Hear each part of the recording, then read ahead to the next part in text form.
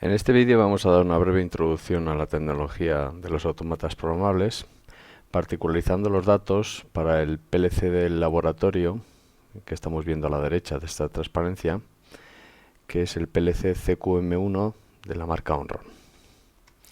En primer lugar, ¿qué se entiende por un automata programable o PLC? Programmable Logic Controller. Es un sistema de control secuencial realizado bajo tecnología electrónica basada en sistemas microcontroladores o microprocesadores y cuya función es realizar un conjunto de acciones determinadas en sus salidas conectadas al proceso, en función del programa que hayamos realizado con un conjunto de instrucciones que estará almacenado en la memoria y a partir de las señales de entrada recibidas de los sensores conectados también al proceso o planta a controlar.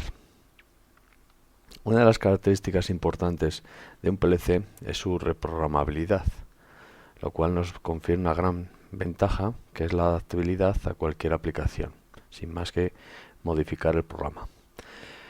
Como arquitectura tecnológica es muy generalista desde el punto de vista electrónico.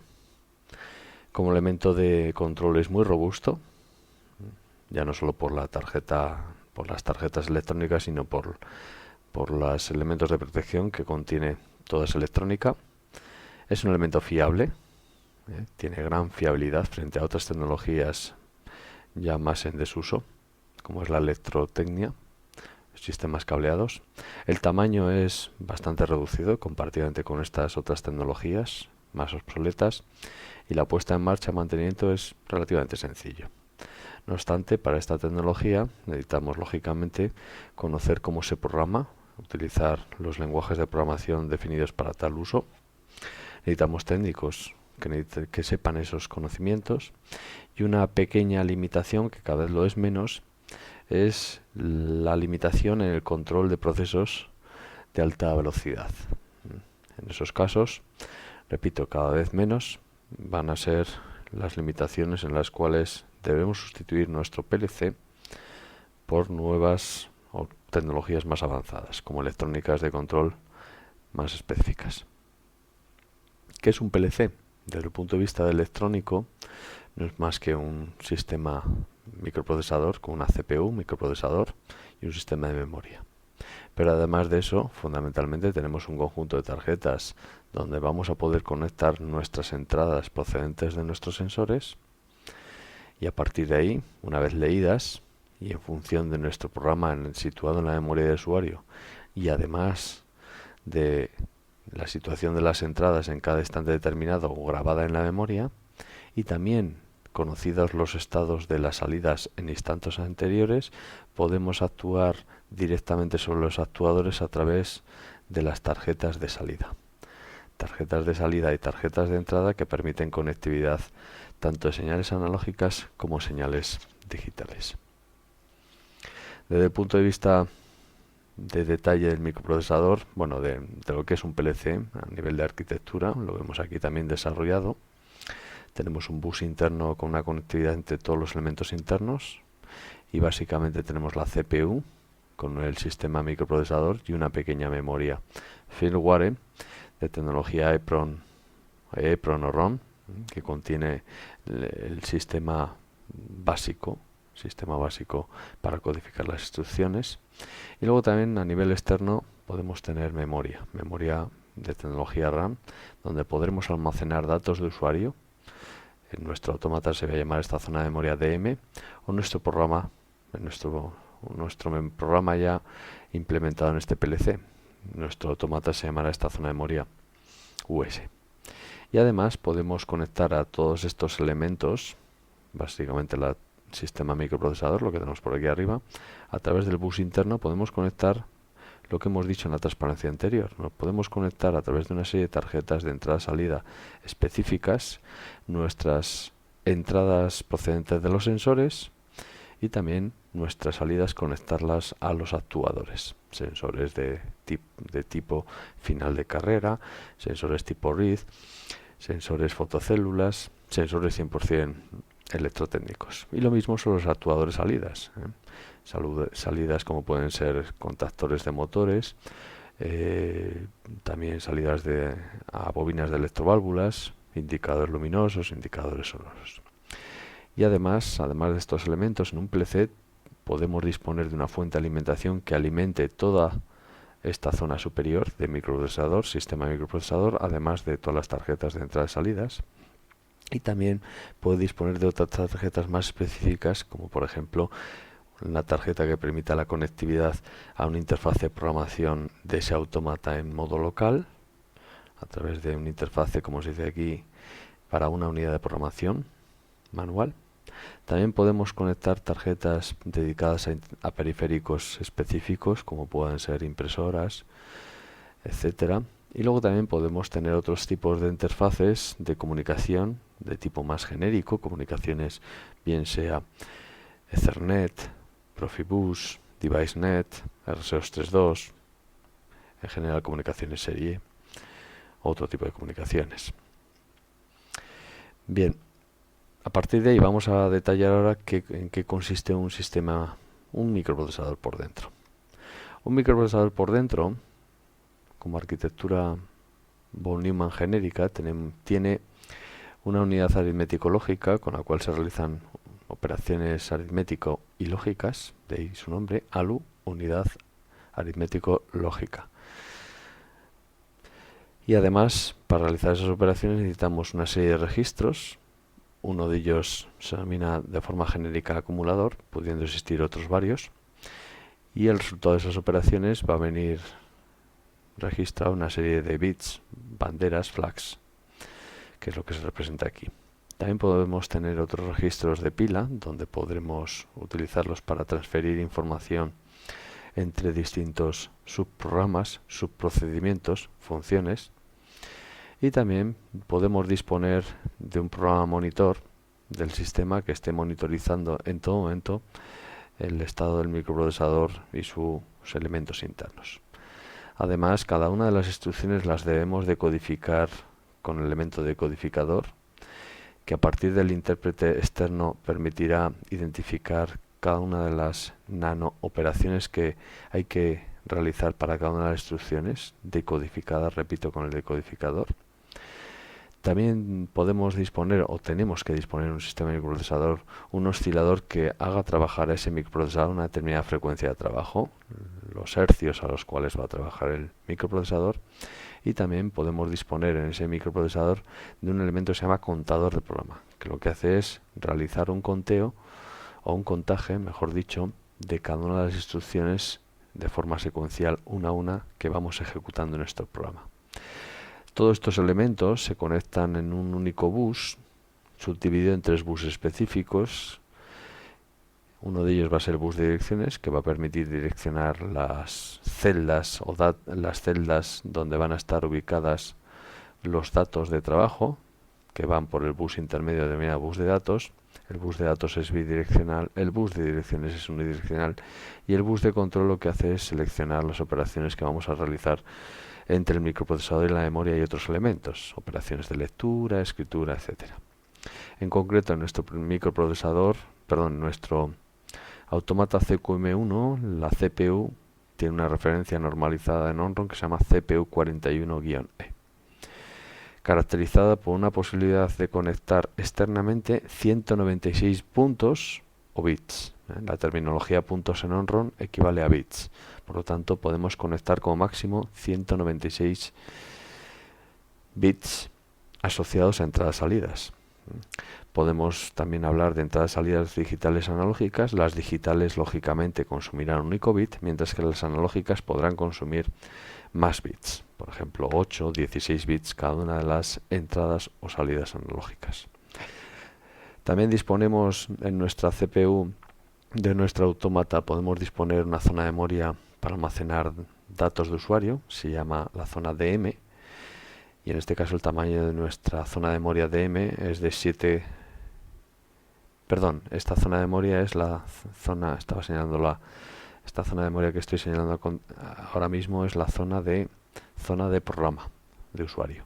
Esta zona de programa es donde se almacena nuestro programa de usuario y tiene una capacidad máxima medida en palabras de 16 bits enteros de 7,2 kilopalabras.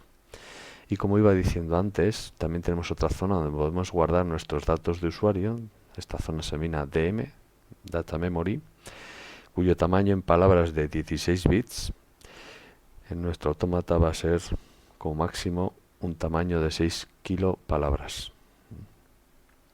También tenemos la posibilidad de comunicarnos a través de un puerto RS-232 comunicación en serie entre este autómata y otro tipo de periférico que soporte este protocolo de comunicaciones, y el consumo máximo de esta CPU, de esta unidad o de esta tarjeta con la CPU, es de 820 miliamperios. Más características destacables de este microprocesador asociado a este autómata, pues destacar que trabaja bajo el programa que hayamos nosotros metido con su conjunto de instrucciones. El control de las entradas, salidas y la ejecución de programas se realiza bajo el concepto de ciclo de scan, que veremos más adelante.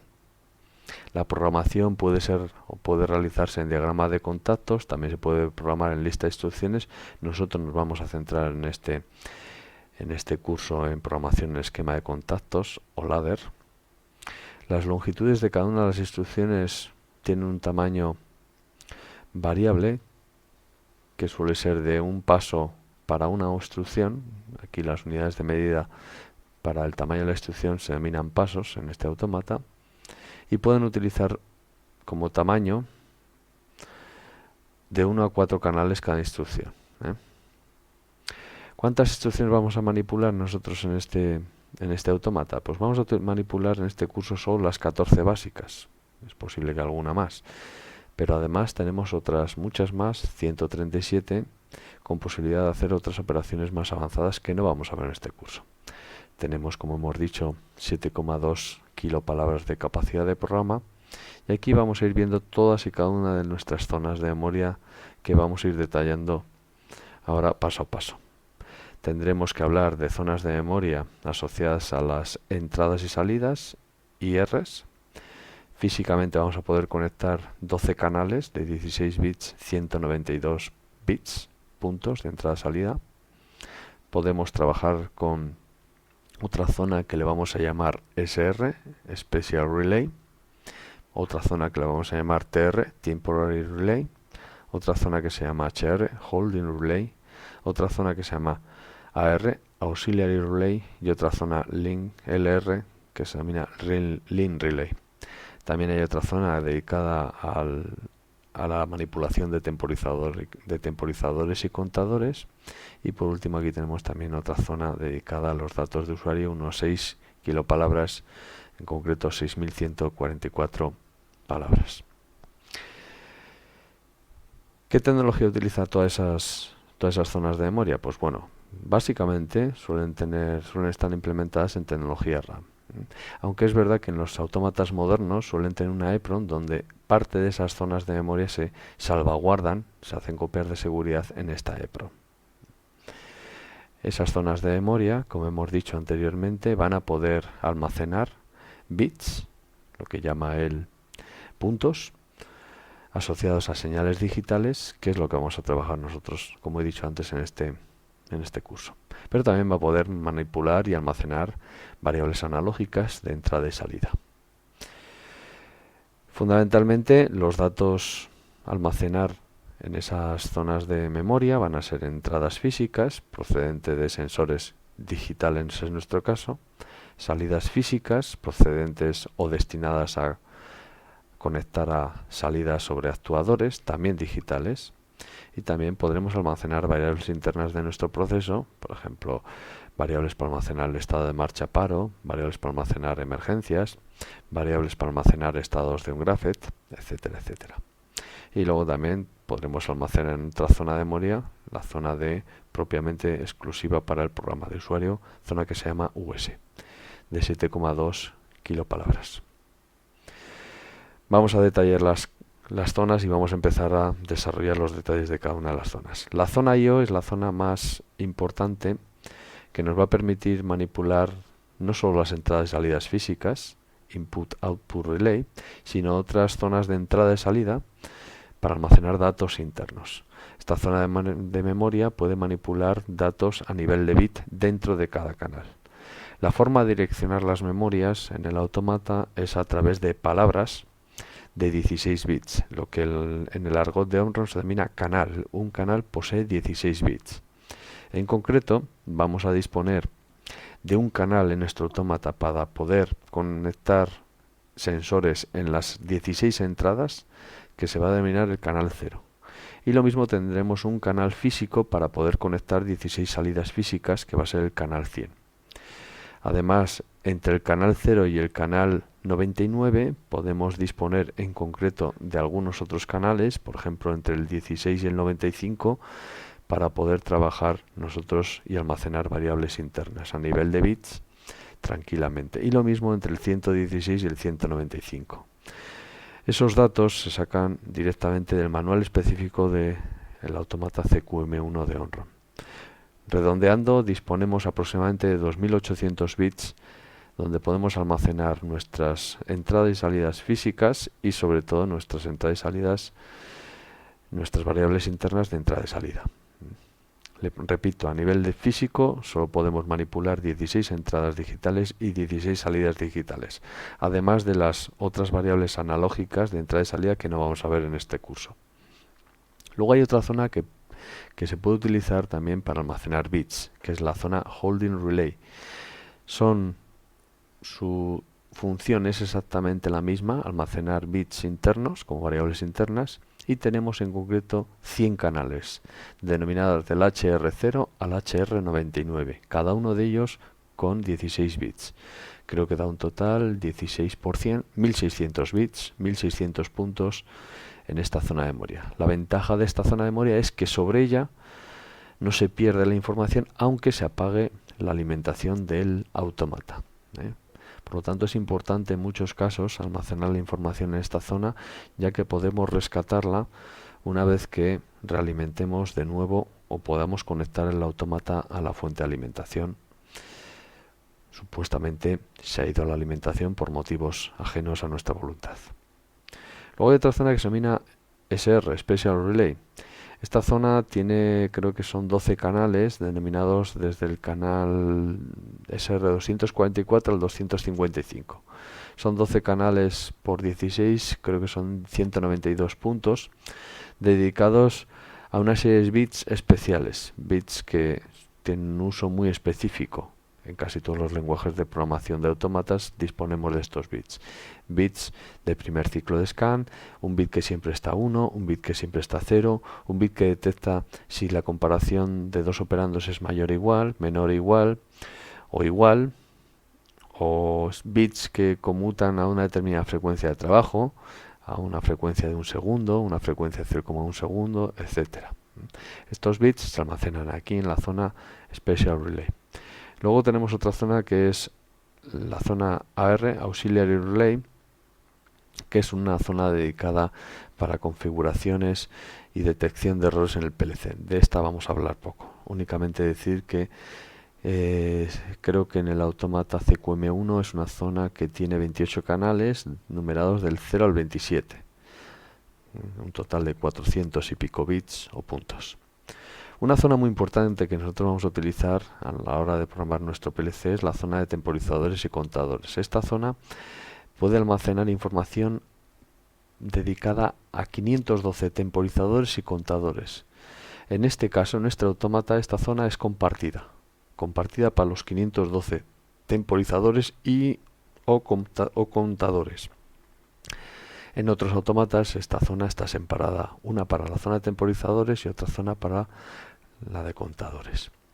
Es importante en este autómata en particular no designar a un temporizador desde el 0 al 511, hemos dicho 512, con el mismo número que un contador, ya que ambos van a compartir zona de memoria. Por lo tanto, en nuestro autómata, cuando hagamos uso de un temporizador, numerémoslo de forma distinta que un contador.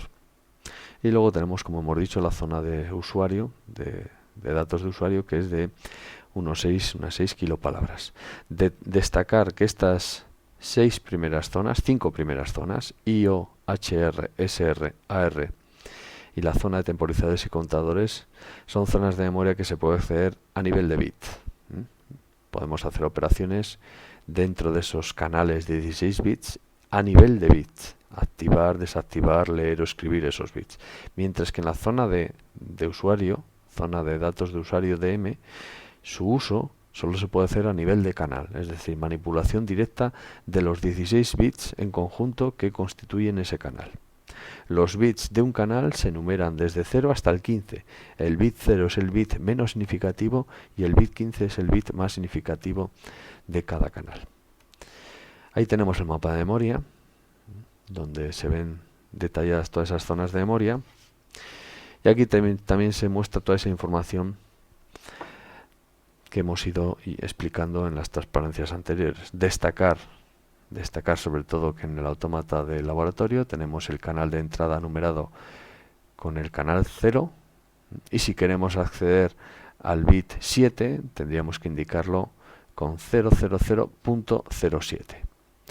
Mientras que si queremos acceder al canal de salida, el único canal de salida que tenemos en el autómata es el canal 100, con 16 posibles salidas digitales de la 100.00 a la 100.15.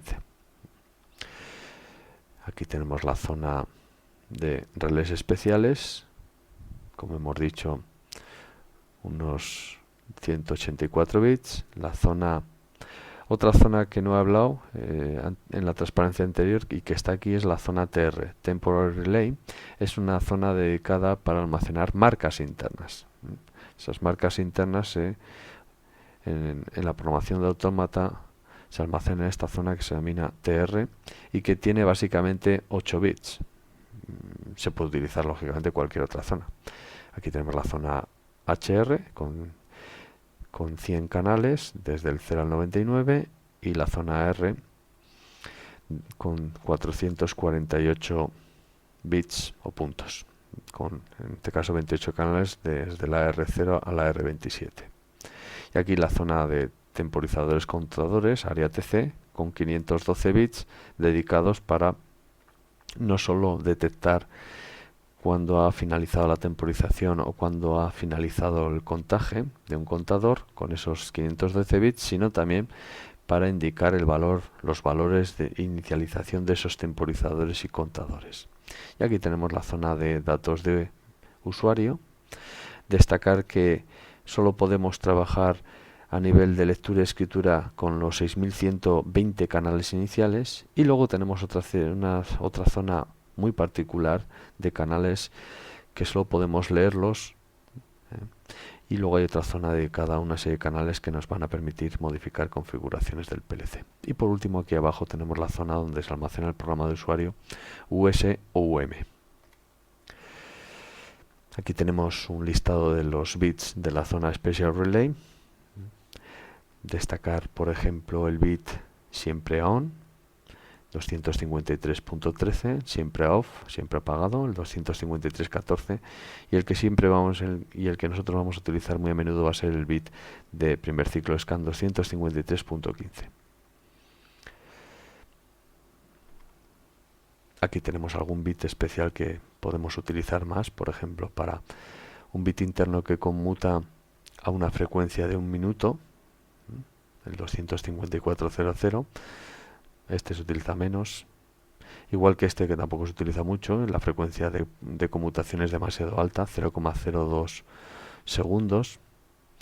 Pero los que sí se suelen utilizar muy a menudo para, por ejemplo, para hacer parpadear una salida, puede ser un LED o una lámpara, un indicador luminoso, es el 255, sobre todo el 0,2, que parpadea con una frecuencia de 1 hercio o 1 segundo. Y aquí tenemos bits de resultado de comparaciones. Si es mayor, greater, el 255.05. Si es menor, el 255.07, y si es igual, el 255.06. Luego también operaciones sobre microprocesadores, operaciones, por ejemplo, con datos con signo, enteros con signo. Tenemos el bit de acarreo, que es el 255.04. Aquí la zona de relés auxiliares, básicamente dedicada a las comunicaciones, cuando hay error, de comunicaciones con periféricos y a las comunicaciones serie. Bien, un concepto muy importante en un PLC es el concepto de ciclo de scan, ya que es el la base para entender la programación de un PLC y poder controlar todas sus entradas y salidas. Es el parámetro además que va a permitir una selección adecuada del PLC. ¿Por qué? Porque va a definir el tiempo mínimo que nos va a permitir controlar sobre un proceso en base a nuestro autómata seleccionado. Es decir, el tiempo mínimo que podemos controlar todas las variables que dispone ese proceso, variables de entrada y salida. ¿En qué se va a invertir ese tiempo? Ese tiempo que se denomina tiempo de ciclo de scan. Se va a leer en leer las entradas y almacenarlas internamente en una zona de memoria, que se denomina imagen de entradas.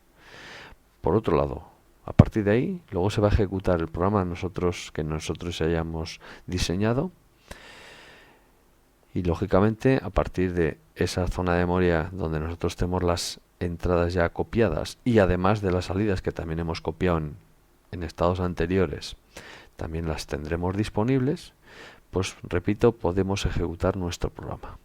Y por último, el último paso que va a hacer el ciclo de scan, el tiempo del ciclo de scan, es realizar una transferencia de nuestro resultado de las salidas copiadas en la imagen de las salidas propiamente a las salidas físicas a través de los interfaces. Vamos a volver a repetirlo con esta transparencia. Es el ciclo de scan lo que va a dedicar es realizar esas tres labores fundamentalmente, además de otras que no vamos a ver en este curso. Por un lado, en la primera labor a realizar en el ciclo de scan, como se ve aquí, es recoge de nuestra planta proceso a través de las interfaces de entrada y se copia en el estado de nuestros sensores, estados de pulsadores, barreras, detectores tipo RID, se copia su estado digital en nuestra imagen de entradas. Digo digital porque también puede haber entradas analógicas, pero no las vamos a estudiar. A partir de ahí, a partir de lo que tengamos nosotros, ya hayamos copiado en el estado anterior en nuestra memoria de imagen de entradas y lo que disponemos también de instantes anteriores en nuestra copia de imagen de salidas, y a partir de los datos de usuario que tengamos nosotros que hayamos utilizado en nuestro programa, y lógicamente a partir también del programa, todo ello combinándolo y ejecutándolo la CPU, esto va a dedicar un tiempo dentro del ciclo scan. Y ya por último, el resultado de ejecutar nuestro programa ha sido transferido en esa segunda fase a la memoria de imagen de salidas, y en este último ya parte del ciclo de scan lo que vamos a hacer es volcar directamente de nuestra copia o memoria imagen de las salidas a través de los interfaces de salidas. Esas señales las vamos a llevar directamente a nuestros actuadores, visualizadores, salidas en general de nuestro proceso. Por lo tanto, tres cosas: lectura de nuestras señales de entrada de sensores a través de las tarjetas y copia. A partir de ejecución de nuestro programa, con lo que tengamos en nuestras entradas, salidas, nuestro propio programa diseñado y la zona de datos. Y segunda fase, sacar el estado de nuestras salidas de memoria directamente a las salidas físicas a través de los interfaces de entradas. Perdón, de salidas. Aquí hay un error. Esto debe ser interfaces de salida, igual que aquí, interfaces de salida, igual que aquí, interfaces de salida. ¿Qué es una interfaz de entrada-salida? Bueno, una interfaz de entrada-salida es un elemento que permite establecer la comunicación entre la CPU y el proceso en señales de entrada y salida, realizando las siguientes labores. Por un lado, filtrando esas señales de esas entradas o hacia esas salidas, adaptando y codificando la naturaleza y los niveles de esas señales de entrada y salidas, como se pone aquí, procedente de los sensores. Y en su caso también decodificando y en su caso también amplificando la señal generada a partir de la ejecución del programa para luego ser enviado a los elementos de salida. Por lo tanto, de forma resumida, una interfaz no es más que un elemento de comunicación electrónico entre el microprocesador del autómata, que provoca un filtrado, una adaptación y una codificación de la naturaleza y los niveles de las señales de los sensores y de los actuadores. ¿Qué tipo de interfaces hay? Pues los tipos de interfaces de ahí se van a clasificar en función de los tipos de variables que podemos tener en nuestro proceso. Básicamente ya hemos hablado que podemos disponer de variables digitales o variables analógicas. Una variable digital utiliza un solo bit, una variable analógica puede utilizar más bits. Nosotros vamos a utilizar exclusivamente variables digitales, es decir, utilizaremos interfaces digitales de entrada con bits de entrada, canal 0 con 16 bits de entrada, y lo mismo utilizaremos también señales digitales de salida, canal 100 con 16 bits del canal 100 asignadas a las 16 salidas desde el canal 100.0 al canal 100.15. También se puede realizar una clasificación de los tipos de variables en función de las señales que vamos a poder conectar ahí. Por ejemplo, aquí tenemos interfaces para poder conectar y trabajar en corriente alterna, corriente continua, y bien trabajar con salidas a relé. Esos son distintos interfaces. Bueno, la electrónica de conexión de estos interfaces no lo vamos a ver. Aquí he dejado directamente los esquemas internos para nuestro PLC en concreto de laboratorio, y vamos a hablar un poquito más de la fuente de energía. La fuente de energía, o la energía, va a proceder de una fuente de alimentación que lo que va a dar es la suficiente energía, tanto adaptada en nivel de tensión y también en consumo de corriente, a todas las tarjetas del PLC. Ya no solo la tarjeta que contiene la CPU principal con el microprocesador, sino las tarjetas también con los interfaces de entrada-salida y otras tarjetas que podemos tener en nuestro autómata, como puede ser una tarjeta de comunicaciones. Por lo tanto, a la hora de diseñar o de seleccionar una fuente de alimentación adaptada a nuestro autómata, hay que seleccionar la fuente de alimentación de forma que dé la suficiente energía a todas nuestras tarjetas del autómata.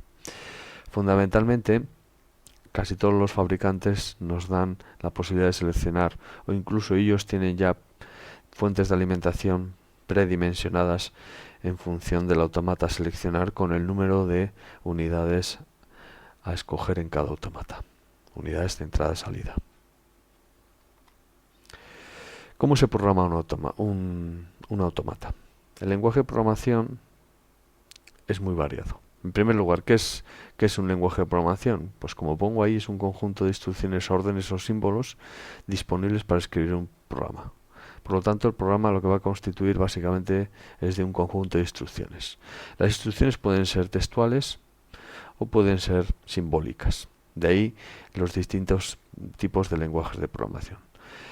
Hay tipos de lenguaje de programación como son los algebraicos, que son lista de instrucciones textuales. Hay otros tipos de lenguajes de programación que son también textuales a nivel de instrucciones booleanas, y hay otros tipos de lenguaje de programación de mayor nivel, como pueden ser lenguajes de programación cercanos a lenguajes C, Pascal o equivalentes. Por otro lado, hay otro tipo de lenguajes de programación de tipo más gráfico, que utilizan simbología gráfica, como puede ser el diagrama de contactos, funciones lógicas y graphet. El diagrama de contactos o ladder es el que vamos a utilizar nosotros en la asignatura, representando contactos normalmente abiertos, normalmente cerrados, salida normalmente abierta, salida normalmente cerrada, y también vamos a utilizar instrucciones para representar memorias, temporizadores, contadores. También hay otro lenguaje de programación que es describir todas estas instrucciones a través de funciones lógicas, que es un lenguaje más electrónico, y hay otro lenguaje también gráfico, que es el graphet. Por ejemplo, ¿qué es una instrucción? La instrucción es la tarea más elemental que constituye una línea de programa. Aquí tenemos la instrucción que está leyendo del canal 49 el bit 0, el mnemónico SLD de la palabra load en inglés. Mientras que una sentencia va a constituir un conjunto mínimo de instrucciones que van a definir una línea o una tarea completa. Por ejemplo, una línea completa de programa para nosotros va a ser leer la entrada 4900 o leer la variable, en este caso interna, 4900, y sacar su estado output, mnemónico out, al canal 100, que es un canal 100 físico, conectado físicamente a la salida, en concreto la salida 0 del canal 100. Una instrucción, igual que una instrucción en lenguaje de programación de alto nivel, tiene un operando, perdón, un código de operación, como pueda ser código de operación AND, y un operando. El código de operación es el código de la operación que vamos a realizar. El código de operación en concreto de la operación AND es una operación lógica, y lo que vamos a hacer es hacer la operación con una serie de operandos. Vamos a hacer la operación sobre este bit del canal 0, el bit 0, a partir de un bit que tengamos internamente ya almacenado en un registro interno del automata. Aquí tenemos la representación general de cualquier instrucción. Repito, campo de operación, que suele estar formado por un tamaño de una palabra de 16 bits, y el operando. Y el operando puede tener un tamaño variable de 1 a 4 palabras, y en concreto esas palabras pueden almacenar datos de tipo bit o datos también de tipo canal de 16 bits completos. Aquí tenemos las instrucciones que vamos a manipular nosotros directamente en el curso, tanto las instrucciones como los mnemónicos, pero en su lenguaje de lista de instrucciones que nosotros vamos a utilizar. Vamos a utilizar un lenguaje gráfico que es esquema de contactos. Instrucción cargar el negado, operación lógica AND, operación lógica AND negado, OR negado, AND LD es una operación AND lógica entre dos bloques lógicos, OR lo mismo entre dos bloques lógicos, salida, output, salida negada, sacar algo con lógica negativa, desactivación, set y reset para definir una memoria, las condiciones de activación y desactivación de la memoria. Y aquí tenemos la instrucción CNT y TIM. CNT es para manipular un contador y TIM es para manipular un temporizador. CNT de counter, TIM de timer. Bien. Aquí tenemos ya nuestro lenguaje de programación que vamos a utilizar nosotros en prácticas con esquema de contactos. Vamos a representar nuestras instrucciones con modelos gráficos de cada una de ellas. Por ejemplo, vamos a leer la entrada 10 del canal 0. Es una entrada física de nuestro automata. Y vamos a sacar el resultado de esa entrada, que puede ser un pulsador, a la salida 110, es decir, bit 10 del canal 100 de salida físico de nuestro automata. Por ejemplo, si este bit está a 1, se activará la salida 110. Esto puede representar un interruptor o un pulsador, y esto puede representar un visualizador luminoso, una lámpara. Podemos hacer operaciones lógicas OR entre varios elementos o sensores u órganos de entrada que van a atacar directamente una salida. Y aquí tenemos una instrucción que nos va a permitir implementar una memoria. Podemos implementarla con la instrucción setReset, pero también podemos implementar una memoria con la instrucción keep. Tiene dos entradas. La superior es la condición de set y la inferior es la condición de reset. En este caso, cuando se dé señal en 0.10, se activará el bit interno. En este caso es una variable física, es una salida física directa, que es la 105. Y se podrá resetear con el bit 0.01, el bit 1 del canal 0. Es decir, cuando le demos físicamente al interruptor número 10 de nuestro bastidor, se activará la salida 5 de nuestro canal físico de salida y se memorizará. Permanecerá encendida ese luminoso hasta que lo reseteemos con la entrada interruptor 1 de nuestro canal 0 físico. Aquí tenemos otro conjunto de líneas de programa. Todo esto constituye una línea de programa, es decir, un conjunto de señales o bits operados de una forma lógica combinacional que van a atacar directamente uno o varios, en este caso lo atacan uno o varios bits de salida, que pueden ser bits físicos o bits internos. Aquí tenemos un bloque lógico más complejo que atacan directamente, si se cumple toda esa condición lógica, van a atacar la salida física 100-0. Aquí tenemos otra línea de programa en el cual tenemos también un conjunto de entradas operadas entre sí de forma combinacional, atacando en este caso una salida 115, o por aquí abajo atacando otra salida 114, o aquí atacando otra salida normalmente negada 113 y aquí atacando la salida 112. Por ejemplo, si no tenemos señal en el bit de entrada 0 del canal 0, se activará directamente la salida 112. Mientras que si vamos por aquí arriba, si se cumple que no hay señal en 0.0 y hay señal en el bit 0.4, lo que haremos es desactivar nuestra salida 13 del canal físico. Y si vamos por aquí arriba de nuevo, tendremos que si no hay señal en el canal 0, bit 0, y hay señal en el canal 0, bit 1, y no hay señal en el canal 0, bit 3, se activará nuestra salida 14 del canal 100, y por último la línea superior establece la lógica de control que vamos a ver ahora. Si no hay señal en el canal 0, bit 0, y no hay señal en el canal 0, bit 1, perdón, y si hay señal en el canal bit 0, perdón, canal 0 bit 1, y si hay señal en el canal 0 bit 2, en ese caso esa función lógica de tres operandos en serie nos dará que se activará la salida 115. Bien, aquí tenemos la instrucción de un temporizador. Podemos manipular un temporizador. Lo que hace un temporizador es contar tiempo y va a contar el tiempo de forma descendente. El tiempo lo va a contar en décimas de segundo. Lo que vamos a tener es que definir un valor de preselección. Aquí tenemos el valor de preselección, aquí abajo. Aquí arriba tenemos la orden, tim, de timer, y en medio tenemos el número de temporizador. El número de temporizador es un valor preseleccionable entre 0 y 511, ya que hemos dicho que tenemos una zona dedicada a 512 temporizadores y contadores. ¿Cómo funciona este temporizador?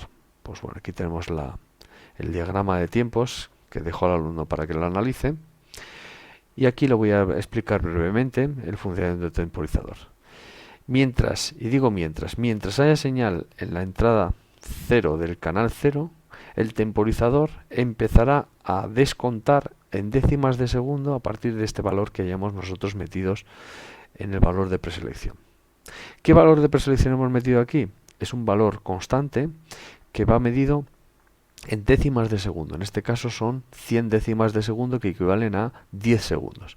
Por lo tanto, mientras aquí tengamos activada esta señal, el temporizador irá contando descendentemente de 10, 9,9, 9,8, 9,7 hasta llegar a los 0 segundos. Momento en el cual, si transcurridos los 10 segundos, porque tenemos esta señal activa, se ha finalizado la cuenta, internamente se activará un bit que se denomina bit interno asociado a ese temporizador, que se denomina tim, número de temporizador. Por lo tanto, este va a ser el bit interno del temporizador, en nuestro caso el tim 0, del temporizador número 0, timer 0. Cuando hayan transcurrido 10 segundos, ese bit se habrá activado y por lo tanto esta segunda línea de programa lo que nos definirá es que se activará la salida, el visualizador 0 físico del canal 100 cuando haya transcurrido esa temporización.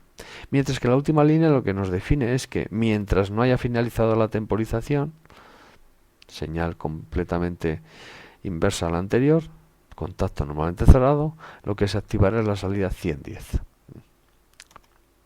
Y aquí tenemos otra instrucción que utilizaremos muy a menudo, que es el contador. ¿Qué es un contador? Pues un contador lo que nos permite es contar eventos o sucesos. Instrucción CNT, y lo que vamos a definir es el número de contador, también entre 0 y 511. Recordar que no se puede utilizar un mismo número de temporizador y contador en este automata, ya que comparten memoria.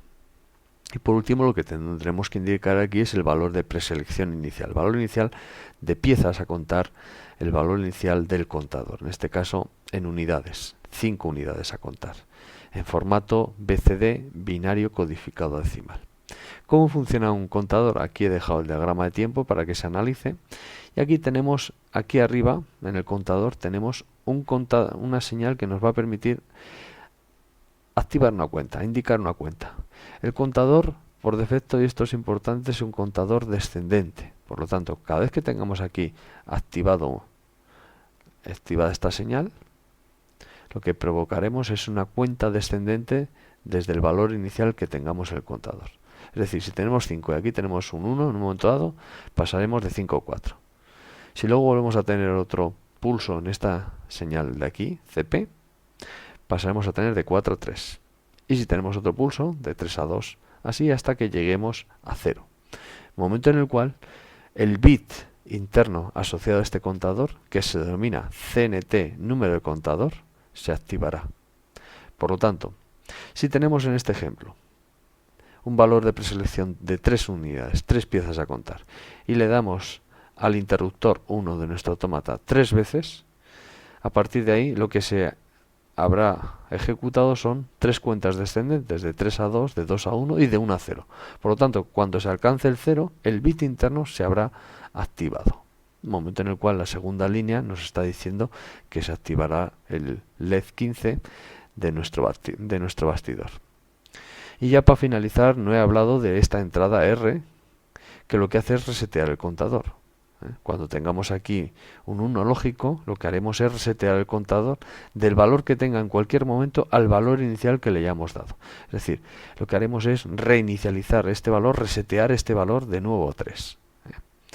Si vamos contando de 5 a 4, de 4 a 3 y en un momento dado queremos resetear, ponemos aquí un bit, este bit a 1, y se reseteará de nuevo a su valor inicial que tengamos en este tercer campo, en este segundo operando de la instrucción CNT. Bien, y eso es todo. Gracias.